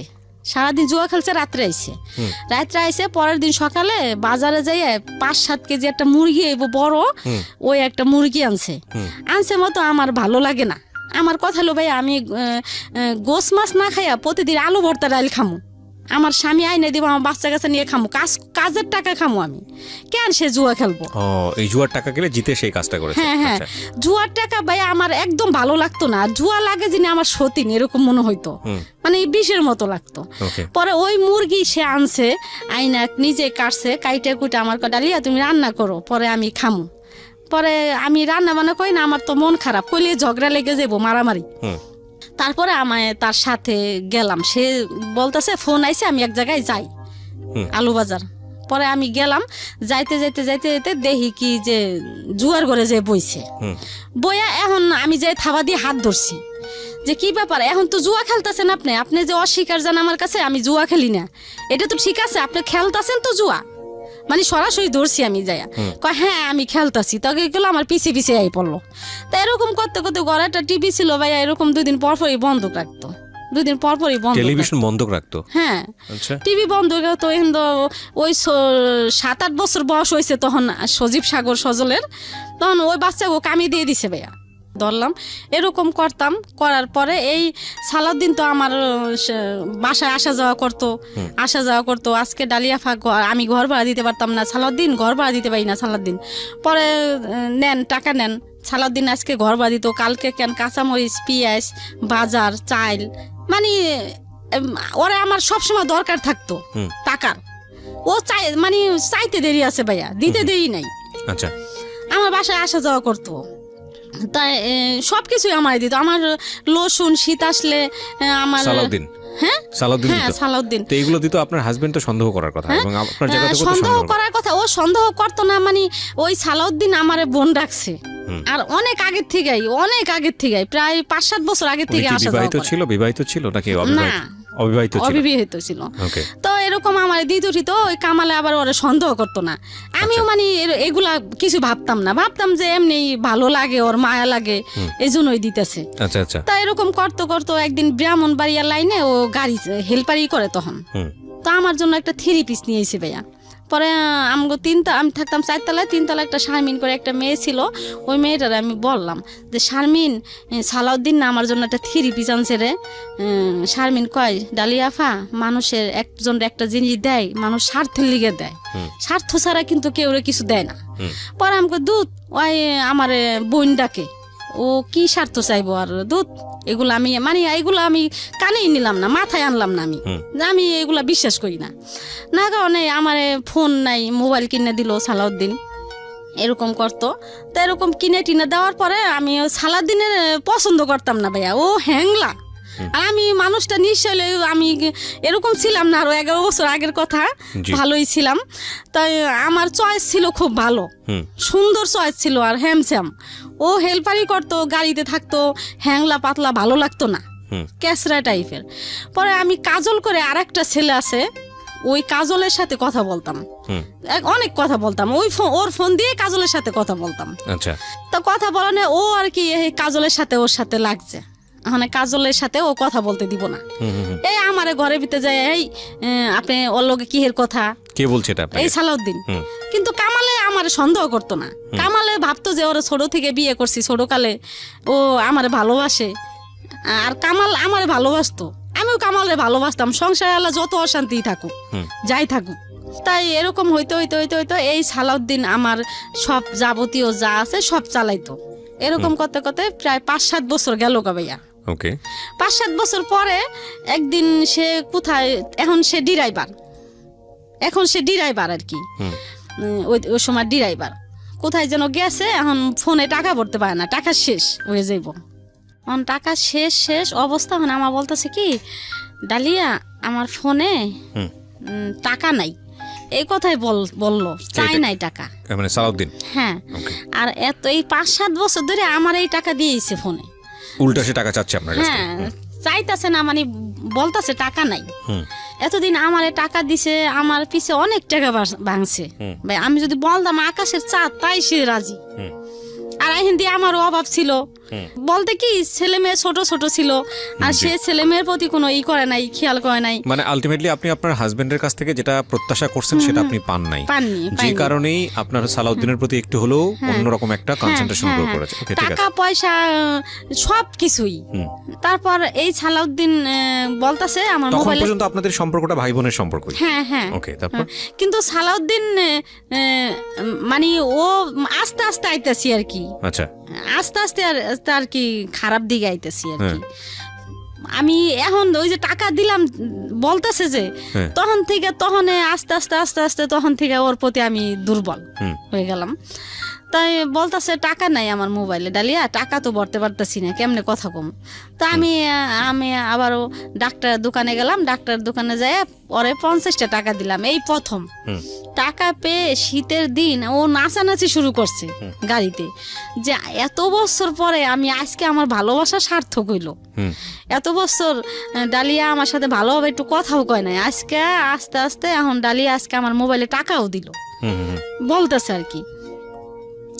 তাই এই এরকম হইতে এখন ও আমারে খালি বলতো যে তুমি যদি আমার বউ হইতা, তুমি এরকম সব দিকেই ভালো, আমি সুখে যে সাজাই রাখতাম, এরকম ভাবে রাখতাম, ওইরকম ভাবে রাখতাম, এগুলো বলতো আর কি। হ্যাঁ, এগুলা বলতো আমারে ফোন দিয়া। আবার আমি এরকম বলতো। পরে একদিনকে আমারে অফার করছে, আমার বিয়ার অফার। পরে আমি বললাম কি যে, সালাউদ্দিন তুমি তো বিয়ে করো নাই, আর আমার তো 5টা বাচ্চা কাচ্চা, এগুলা তো হয় না, তোমার মা বাবা তো এগুলা মাইনিয়ে নিব না। কয় সমস্যা কি, আমরা 5-6টা ভাই, 5-6টা ভাইয়ের মধ্যে নাইলে আমি করলাম, আর এরকম কত হইতাছে। তো এগুলা বলার পরে তখনও মানে আমি এতই না। তারপর আস্তে আস্তে কি করলাম, আমি রাজি হয়ে গেলাম যে আচ্ছা ঠিক আছে সালাউদ্দিন, আমি যামুগা তোমার সাথে, আমার আর ভালো লাগে না। এত বছর ধরে আমি এত কষ্ট করলাম। আর কামাল রে আমি সব সময় একটা কথাই বলতাম যে, দেখেন আপনি এমন করেন, আমি রাগও করি না, আমি রাগ করে কোথাও যাইও না, পোলাপান থুয়া অন্য সমস্ত মায়েরা হইলে রাগ করে যাইতো গা, হ্যান তেন আমি মারেন কাটেন বকাবকি বাজার দেন না দেন, আমি কোথাও যাই না, আমি একদিন যামু, মানে এটা আমার মুখের বুলি ছিল। আমি যে সালাউদ্দিনের সাথে যামু তা না, আমি বলতাম যে আমার এত কষ্ট ভালো লাগে না, একদিন চলে যাব, আমি একদিন যেদিন যাব তোমার কাছ থেকে ওই দিনকে আর কোনোদিন আমি ফিরাবো না। এগুলা সবসময় আমি কামালে বলতাম, কিন্তু কামাল কোনো রকমই মানে বুঝতো না, ভালোবাসতো আমারে ভাইয়া, কিন্তু বুঝতো না বুঝনে আমি কি করলাম, ওই সালাউদ্দিনের সাথে একদিন চলেই গেলাম। আচ্ছা, সালাউদ্দিনের সাথে গেলাম কিভাবে, সজীব সাগর সজল তো মোটামুটি ভালোই বড়, তো সাজ্জা ছোট, তখন 4 বছর, জমক ছেলে 2টা।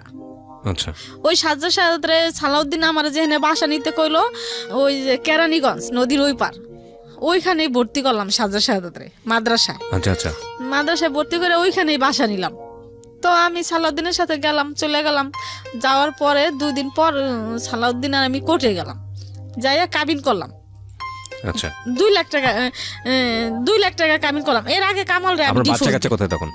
3 ছেলে কামালের কাছে, আর 2 ছেলে আমি ওই মাদ্রাসায় ভর্তি করছি। আচ্ছা, তার মানে বাচ্চা কাচ্চা সব কামালের জিম্মাতেই আছে আপনার হ্যাঁ, আর 2 husband-এর? ছেলে আমার ইহেই রাখছি যে আমি যেন ওগো দেখতে পারি। হুম।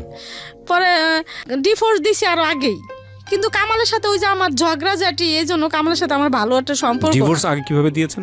ডিভোর্স ওই কামাল রে সালাউদ্দিনের কাছ থেকে যাওয়ার আগে সালাউদ্দিনই আমারে দেওয়াইছে হুম কামাল রে ডিভোর্স, হুম যে তুমি কামাল রে ডিভোর্স দিয়ে দাও। হুম পরে কি করলাম, আমি ডিভোর্স দিয়ে দিলাম কামাল রে, হুম দিয়া সালাউদ্দিন রে নিয়ে আমি কেরানীগঞ্জ ওদিকে বাসা নিলাম। হুম নিয়া পরে 2 দিন পরে আমরা কি করলাম, কোর্টে যায় 2 লাখ টাকা কাবিন করলাম। হুম 2 লাখ টাকা কাবিন করলাম। এরপরে কামালে তো আমি যেদিন গেছি ওই দিন থেকে যদি আইয়ে দেখছে আমি ঘরে নাই, আচ্ছা। এই পাগল, এই দিন ওই আর কি তার হুশ হইলো, হ্যাঁ কিন্তু এতদিন তার হুশ হয় নাই। আচ্ছা সে ভাবে নাই যে না আমি চলে যাম, আমি কামাল পাগলের মতো হয়ে গেছে। হুম হুম সালাউদ্দিন গো বাসায় নিচতলা, আমার গো বাসায় 5 তলা, সালাউদ্দিনের মা বাবা সবাই নিচতলায় থাকে। তাই যাওয়ার মধ্যে আমার বাসায় সালাউদ্দিনই যাইতো, কামাল জানে, আর তো কেউ যাইতো না। ওকে তাই ও সালাউদ্দিনের সাথে আমি কাবিন করলাম। তাই এই হিন্দি আর কি আমার খোঁজাখুঁজি করতেছে কামাল, যে কোথায় গেল, রাগ হয়ে হয়তো কারো বাসায় গেল নি না কি করলো, সে এখনো বুঝে নাই যে আমি সালাউদ্দিনের সাথে গেছি। আপনি তখন পর্যন্ত সে মানে বিশ্বাসই করতে পারছেন না বিশ্বাসই করতে পারতেছে না যে আমি সালাউদ্দিনের সাথে চলে যাবো। আর সালাউদ্দিন তো বাড়িতে, আমার ওই জায়গা থুয়ে সালাউদ্দিন বাড়িতে আশেপাশে ঘুরতো, যেন না বুঝতে পারে কেউ, কামালে যেন না বুঝতে পারে। তো তারপরের দিন কামাল সালাউদ্দিন রে এক গলির মধ্যে নিয়ে ওর পায়ে ফন্দ ধরছে সালাউদ্দিনের, যে সালাউদ্দিন ডালিয়া কই আছে তুই কইতে পারবি, তুই আমার বাসায় যাইতে আইতি, তোর সাথে পুনুর পুনুর করতো, সারাদিন কথাবার্তা কইতো, তুই কত ডালিয়া কই আছে। পরে সালাউদ্দিন কয় ভাই আমি তো জানি না ডালিয়া কই আছে। পরে এমন করতে করতে সে দেশের থেকে দেন, কামাল এখন পাগল, দেশের থেকে ফকির আনছে, ফকির আইনে আমারে আনবো আর কি তাবিজ কইরা, দেশের থেকে ভালো টাকা দিয়ে ফকির আনছে আইনা। এখন ফকিরে বলে দিছে যে ওদিকে আছে। পরে কি করলো কামালে, ওদিক থেকে আমারে বাইর করলো। কোথায় ছিলেন ওই কেরানীগঞ্জ, ওদিক থেকে কেমনে কেমনে খোঁজ নিয়ে আমার বাইর করলো। কেরানীগঞ্জে তখন আপনি এবং ততদিনে কি জানতে পারছে যে আপনি সালাউদ্দিনকে বিয়ে করে ফেলছেন? হ্যাঁ, পরে জানতে পারছে। না, কি বের করার আগে জানছে না বের করার পরে জানছে? বাইর করার আগেই জানছে কেমনে, সালাউদ্দিনের সাথে আমার, আমি দেশে গেছি একবার, দেশে গেছি, এখন সালাউদ্দিন বলতেছে কি ডালি আমি তুঙ্গ বাসায় যাবো, বাড়িতে আমার বোনের বাড়িতে গেছি। পরে হাসিনা আমার বোন মাদ্রাসা, এখন আমার বোনে বলতেছে কি মাদ্রাসার ভিতরে বাসা, কয় কি যে এক নিজের রক্তের আত্মীয় স্বজন ছাড়া আর কেউ নেওয়া যাইব না। পরে আমি কই কি না সালাউদ্দিনটা আনতে হইব, সালাউদ্দিনটা আমি আনবই, আর যদি না আনতে দেয় তাহলে আমি আর কোনোদিন আম না। তা আমার বোনেরা আবার আমার খুব ভালোবাসে, খুব, আমি আবার তেরা, এই জন্য আমার বোনেরা অনেক ভালোবাসে আমার। আমি খাই না খাই আমার বোনে করে তারপরে আমার সালাউদ্দিন গেল দেশে, যাইয়া একদিন থাকলো, থাইকে তারপরের দিন আবার আইসে পড়লো, আমারে নিয়ে ঢাকাইছে। আচ্ছা, ঢাকাইছে। এখন আমার বোনেরে ফোন দিছে কামালে, হাসিনা ডালিয়া কই গেল রে, কি আশায় বিষয়, ডালিয়া কি কারোর সাথে কথা টথা বলে, জানোস কয় কি আফায় তো ওই যে সালাউদ্দিন কার নাম, হ্যাঁ লগে তো আইছিল আমার বাড়ি। তখনই মোটামুটি নিশ্চিত হয়ে গেছে যে না আপনি সালাউদ্দিনের সাথে কাজটা করে ফেলছেন।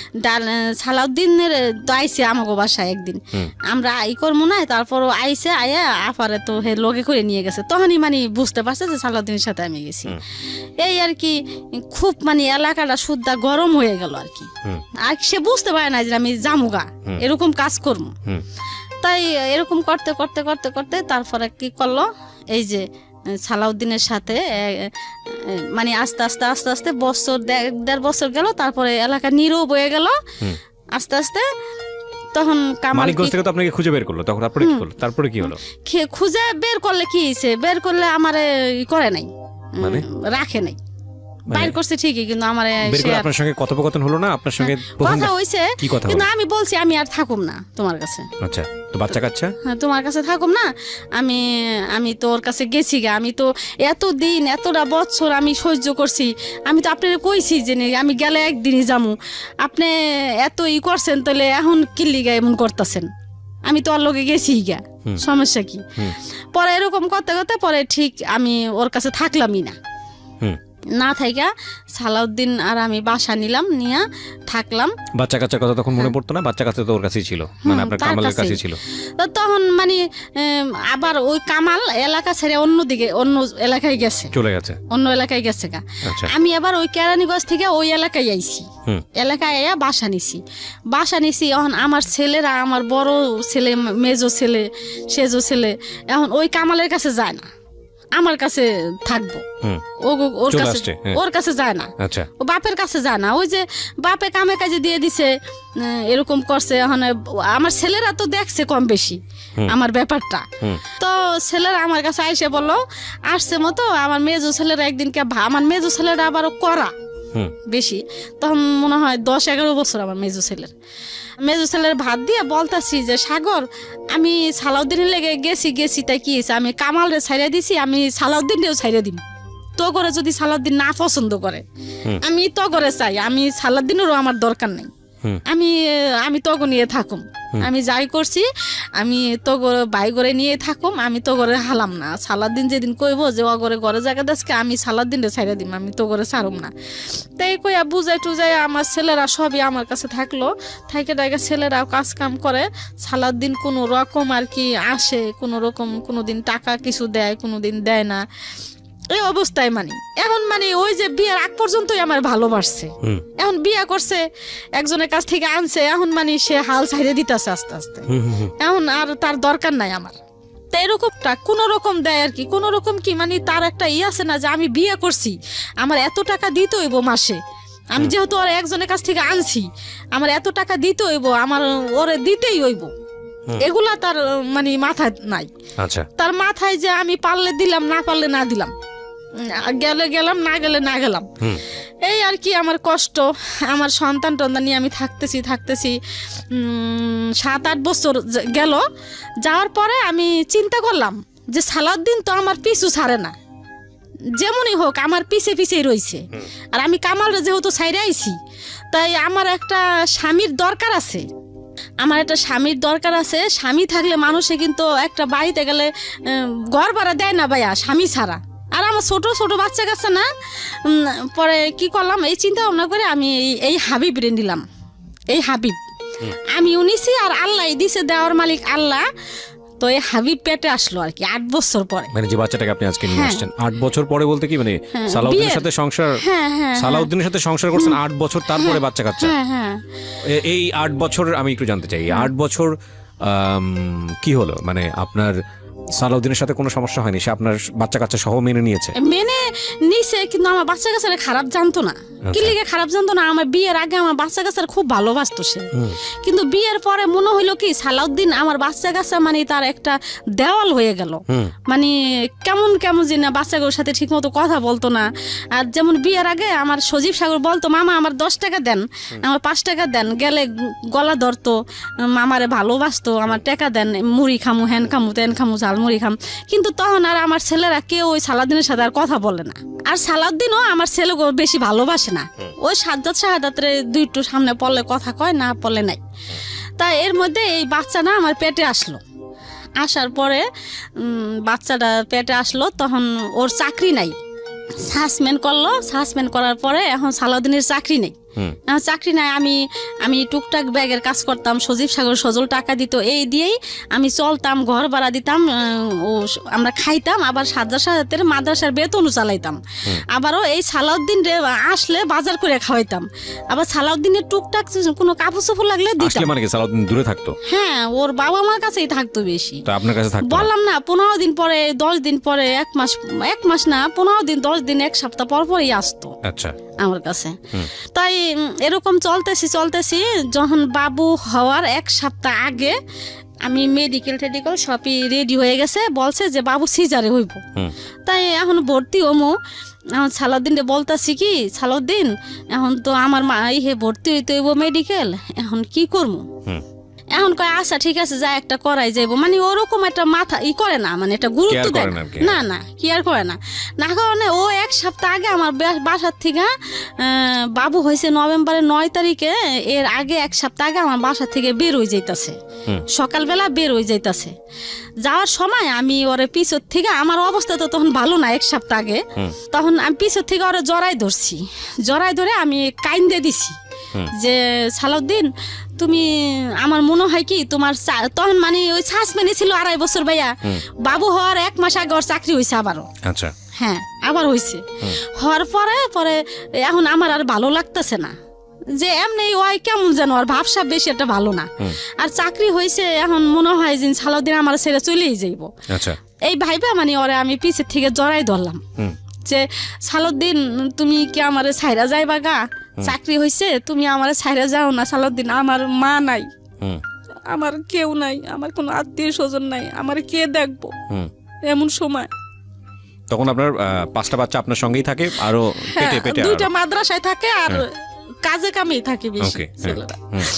পরে বললাম, ও আর কি কোনো মাথা লড়াইলো না ভাইয়া, যে আমি কই যাবো তোরে ছাইরা। আছে না এতটা বছর সংসার করছি ভাইয়া, মাথায় হাত দিয়ে বলতে পারতো যে কেন আমি তোরে ছাইরা যাম, কিছু না বললে ওর জুতা টুতা মুছে দিলাম ভাইয়া, নাস্তা টাস্তা বানাই দিলাম, ও খাইয়া কি করলো আসতে বাইরে গেল, যায় আর আসলো না।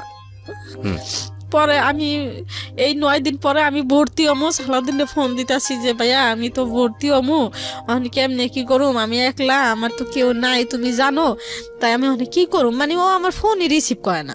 না কারণে একদিন আমার বলতাছি কি যে একদিন ওর বোনের জামাই ফোন দিছে আমারে, ওর বোনের জামাই আর কি ভালো অবস্থা, আর ওরা বেশি একটা অবস্থা ভালো না, 5-6 ভাই খাটে টাকা পয়সা মানে খাইলে ভালো।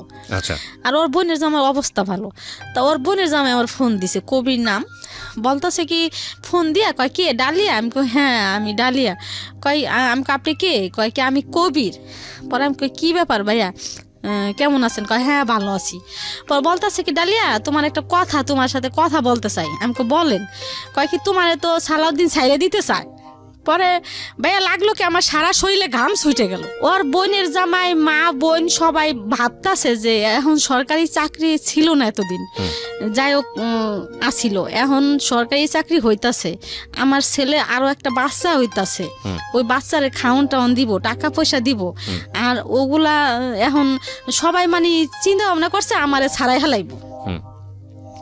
চাকরি হয়েছে, এখন সালাউদ্দিনও আমারে ছাইড়ে দিব, এই চিন্তা। হ্যাঁ, আপনাকে বলছে, তারপর কি হলো?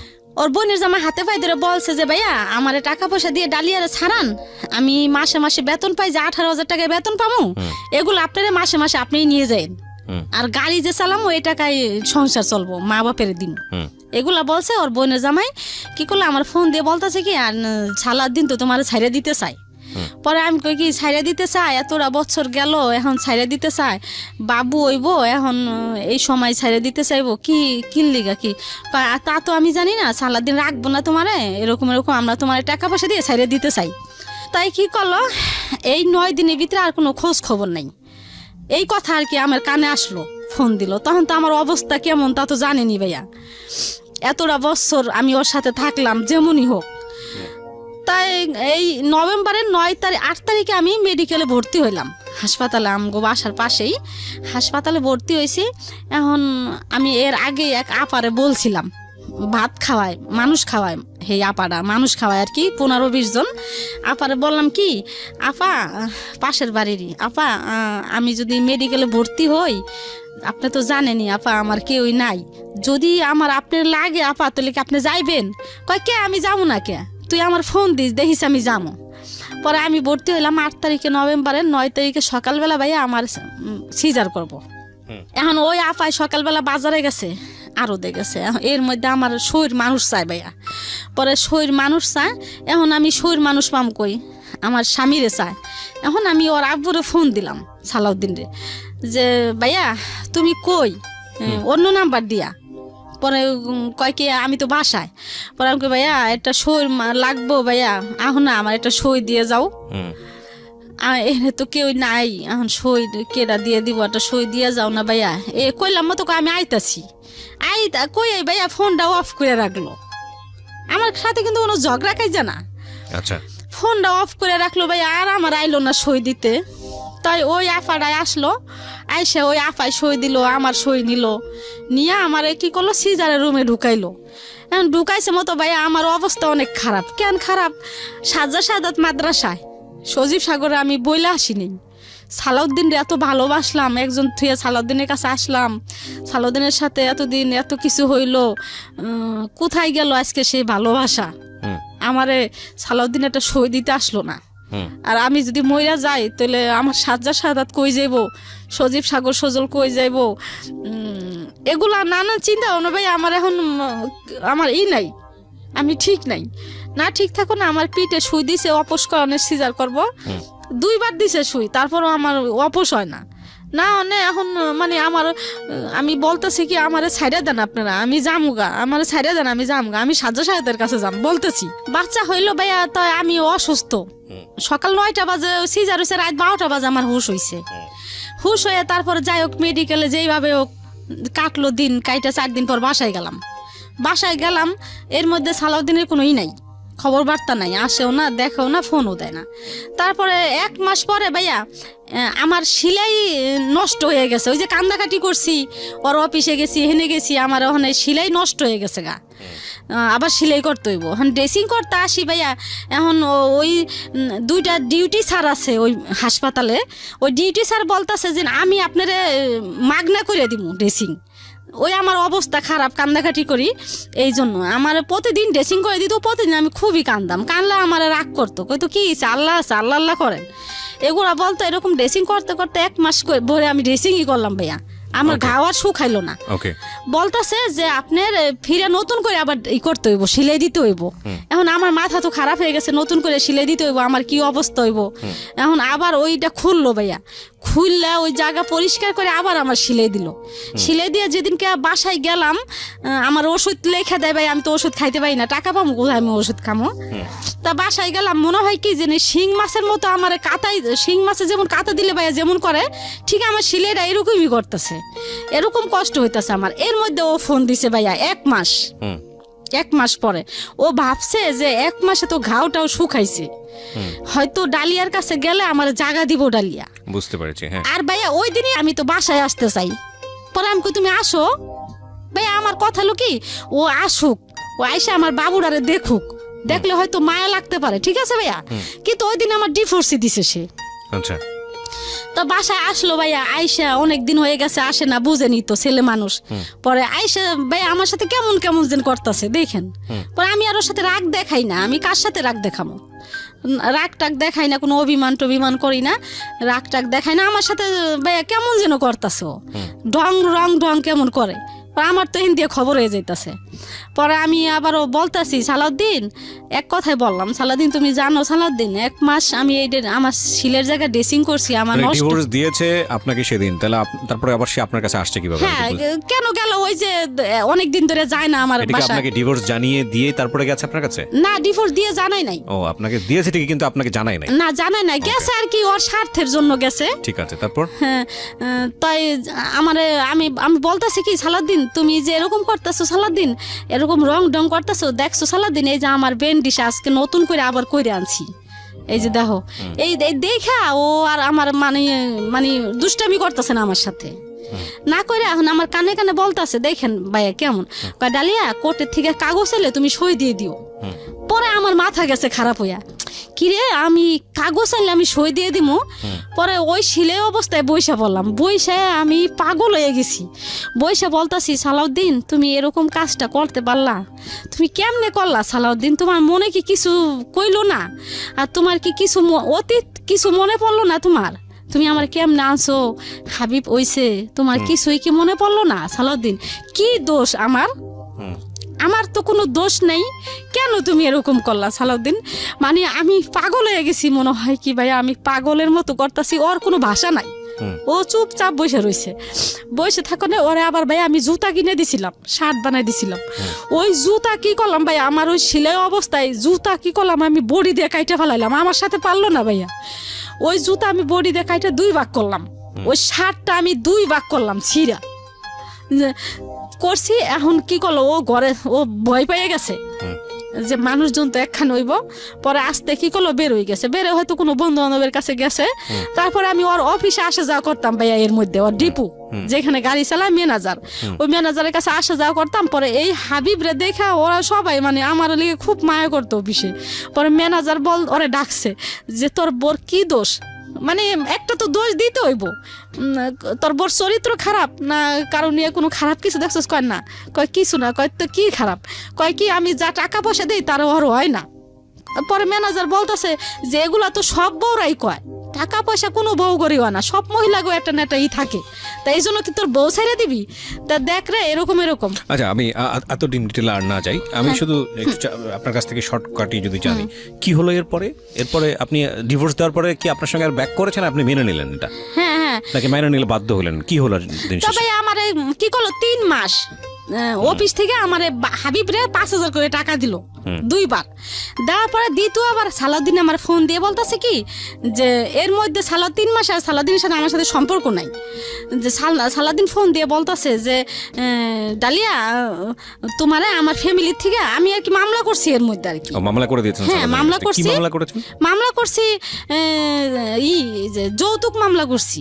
যৌতুক এবং নারী নির্যাতন যেটা হয় আর কি। হ্যাঁ, খেয়াল করবেন 3টা অ্যাঙ্গেল আছে এই গল্পে।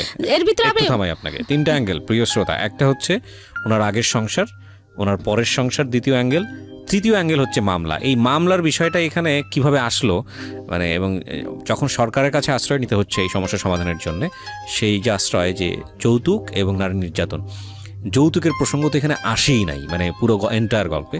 এবং নারী নির্যাতনের বিষয়টা কিন্তু ওনার, আপনার কি গায়ে হাত তুলতো? হ্যাঁ আমার খুব মারতো।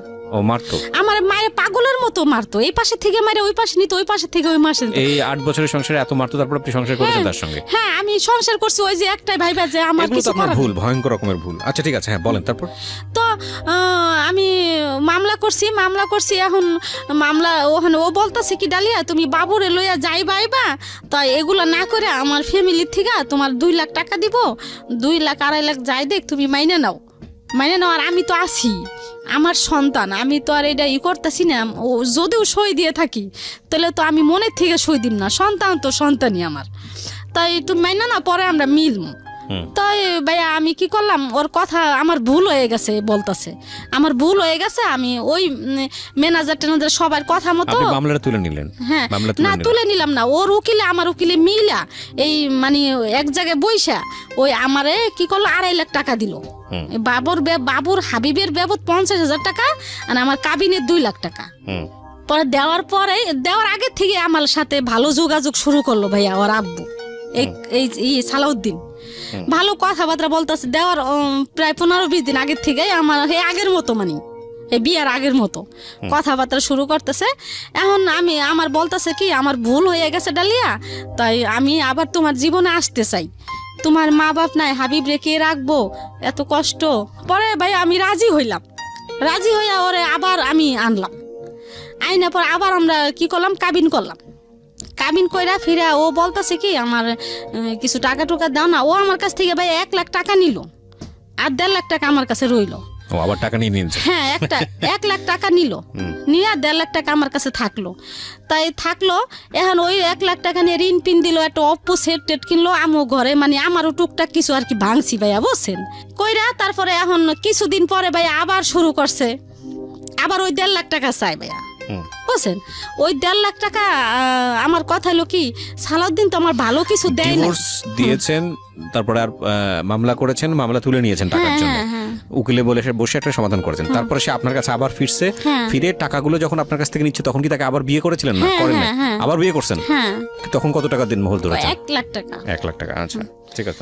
তারপরে ওই 1.5 লাখ টাকা আবার চাইতাছে, পরে 1.5 লাখ টাকা চাইতাছে। এখন আমার কথা কি যে ও তো আর ভালো না, যদি ভালো হইতো 1.5 লাখ টাকা আমার কিডনি বেচেও দিতাম।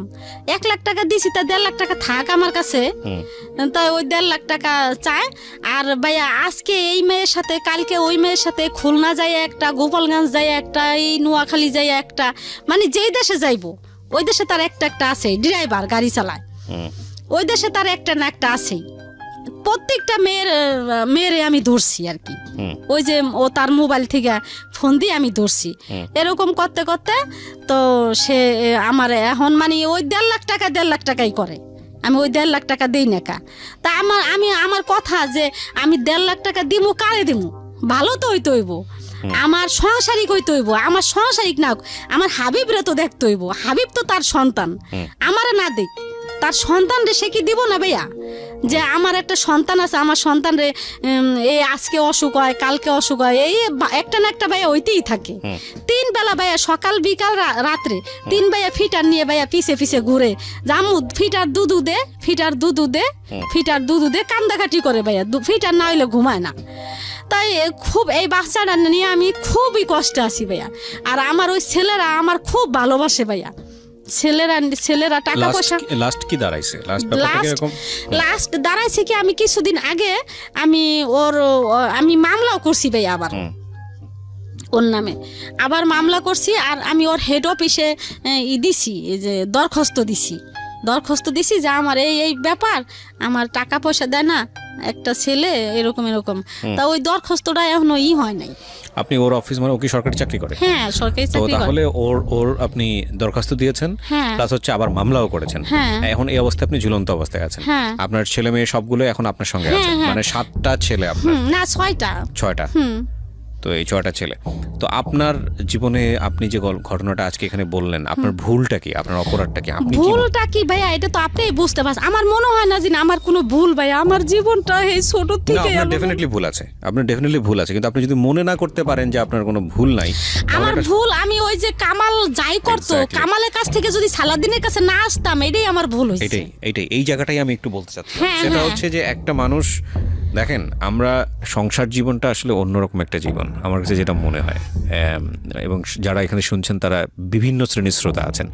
এটা একেবারেই প্রান্তিক পর্যায়ের একটা মানুষের গল্প, যার দিন এনে দিন খেতে হয়, জীবনে কিছুই পায়নি সেই অর্থে, কষ্ট করে লেবানন গেছে, সেখান থেকে একটা মানুষের সান্নিধ্য পাওয়া, এবং তারপরে গায়ে গতরে খেটে 5-6টা ছেলে মেয়েকে মানুষ করার চেষ্টা করা, সব কিছু মিলিয়ে একটা অন্যরকম মানুষ। একেবারে আমাদের সমাজের একেবারে নিচু শ্রেণী যদি বলি, তাহলে একেবারেই প্রথম পর্যায়ে বলতে পারলে আমি যেটা বোঝাচ্ছি যে প্রান্তিক, একেবারেই নিচু পর্যায়ের যে শ্রেণীটা আছে সেই শ্রেণীর একজন মানুষ। যদি উঁচু নিচু ভিত্তি নিয়ে আমার যথেষ্ট রকমের দ্বিমত আছে, শুধু বোঝানোর জন্য বলছি।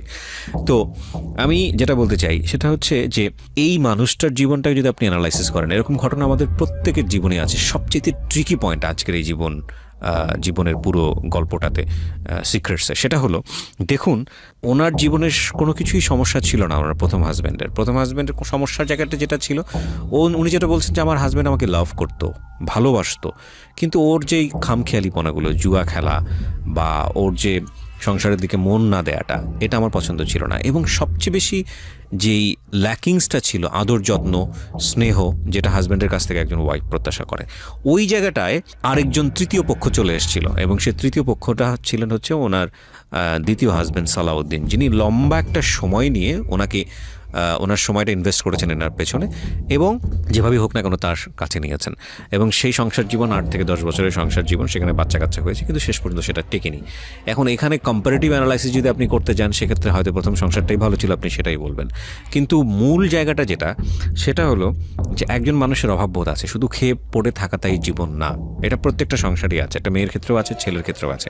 এবং ওই ছেলেটা দিন শেষে তার ওয়াইফের কাছ থেকে একটা এক্সট্রা কেয়ার প্রত্যাশা করে, এবং ওয়াইফও নিশ্চয়ই তার হাজব্যান্ডের কাছ থেকে একটা এক্সট্রা কেয়ার প্রত্যাশা করে। এগুলো যখন জমতে অনেক বড় একটা শূন্য জায়গায় তৈরি হয়, এটা প্রত্যেকটা সংসার জীবনের জন্যই সত্য। এবং সেই শূন্য জায়গাটাই কেউ একজন যখন এসে দাঁড়ানোর সুযোগ পায়, তখন মন অটোমেটিক্যালি তার দিকে ধাবিত হয়। নইলে দেখুন, যেই লেবাননে গিয়ে ভদ্রমহিলা পরের দিনই বলছিল যে 6 মাসের রাস্তা হলো আমি হেঁটে চলে আসবো বাচ্চাদের জন্য, সেই বাচ্চা কাচ্চাদেরকে ছেড়েও, যদিও সে ছাড়েনি এক পর্যায়ে গিয়ে, ছেড়ে হলেও সে সালাউদ্দিনের হাত ধরে সংসার জীবন, নতুন একটা জীবন শুরু করতে গিয়েছিল। বিকজ সেখানে সে তার ভালোবাসা খুঁজে পেয়েছিল, সেখানে সে স্নেহ খুঁজে পেয়েছিল। কিন্তু এই ভালোবাসা, এই স্নেহ, এসবের জন্যেই ঠিকমতো আমরা ডিল করতে পারি না বলেই ভয়ঙ্কর রকমের ভুল সিদ্ধান্ত আমাদের বৈবাহিক জীবনেও আসে, এবং বিবাহোত্তর জীবনেও আসে, এবং বিয়ের আগেও আসে। একটা জিনিস সবসময় যেটা বলি সেটা হচ্ছে লাভ অবশ্যই এটা সৃষ্টিকর্তা প্রদত্ত চমৎকার একটা জিনিস, অত্যন্ত পাওয়ারফুল একটা জিনিস। কিন্তু এই লাভটাকে যদি আমরা রেসপেক্টের জায়গায় রাখতে না পারি, এই লাভের ইকুয়েশনটা যদি শুধুই ইমোশনাল হয়, সেটার সাথে যোগ বিয়োগে যদি সামাজিকতা এবং আরও যে বিষয়গুলো চলে আসে মানুষের বেঁচে থাকার জন্য, সেগুলো যদি না মেলে, শুধুই প্রেম নিয়ে, শুধুই ইমোশন নিয়ে জীবনে সুখী হওয়া বা সাকসেস রেট আমার মনে হয় খুবই খুবই খুবই কম। কারণ এই ইমোশন বলেন, এই লাভ বলেন, এইটা না ওই প্রথম পর্যায়ে যেই ফোর্স নিয়ে থাকে এটার রূপ পরিবর্তন হয়ে যায়। অফকোর্স আমি রেসপেক্ট রেখেই বলতে চাই, হাজব্যান্ড অ্যান্ড ওয়াইফ বছরের পর বছর সংসার করছেন, কেউ হয়তো কাকে বার্থডে উইশও করেন না, কেউ হয়তো কারোর জন্য কখনো ফুলও কেনেন না, কেউ হয়তো কারোর জন্য কোনোভাবে স্পেশাল ডে বা ডিনারের আয়োজনও করেন না, তাহলে কি তাদের মধ্যে লাভটা নেই? লাভটা অবশ্যই আছে, কিন্তু লাভটার in a different way.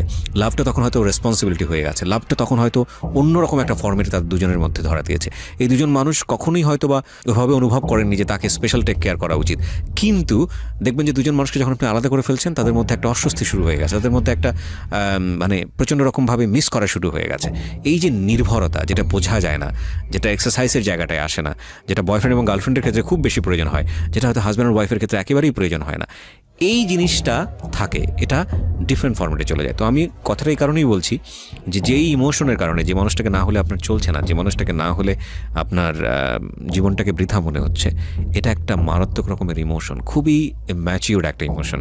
Cause এই ইমোশনটা পরবর্তীতে অন্যদিকে টার্ন নেয়, এবং সেই টার্নিং পয়েন্টে গিয়ে ওই মানুষটার সঙ্গে আদৌ থাকা সম্ভব কি না, সামাজিকতা কি বলে এবং আপনার জায়গা থেকে লজিক কি বলে। যদিও আমরা যখন জানি যে ইমোশন যখন চলে আসে তখন লজিকটা অনেক বেশি বন্ধ হয়ে যায়। তো এই চিন্তাটা করাটা খুব জরুরি, নইলে 8 বছর পরেই হোক, 5 বছর পরেই হোক, 7